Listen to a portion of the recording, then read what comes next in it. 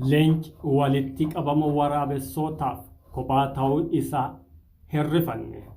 Wacni waraabessootaa tasumallee ittiin dhagahamne. Takkallee bakka hin kennineef gadi ciises ol hin kaane. Waraabessoonni garuu olii gadi fiiganii afaan bananii ilkaan qaratanis hin milkoofne. Namoonni wallaaloo fi osoo namni tokko waan tokko isaan hin jedhin ofii isaaniitti jalqaba wal baqatu.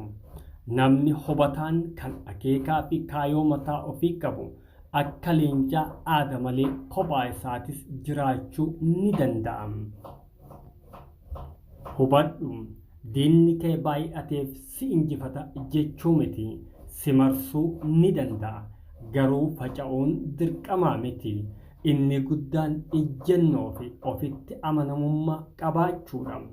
Ofitti amantee kaayoo qabaannan bakka jirtu socho'uu hin dandeessu. Si marsanii sirras girmaamuun ni danda'ama. Haa ta'u malee sitti as siqanii harkaan si tuquu fi ilkaan ofiitiin si qarachuuf yookaan immoo ilkaan ofiitiin si boccoquuf si marsuun tasumallee hin danda'u. Maaliif jennaan sitti as siquun onnee jabaa feesisa. Onneen jabaan eessaa dhufa yoo kan jettu taate ejjennoo fi kutannoo mataa keetirraa waan ka'uuf ofitti amantee leenca tokko waraabessa torbaan nyaachuu dadhabda. Kana jechuun onneen qabdi jechuu keeti.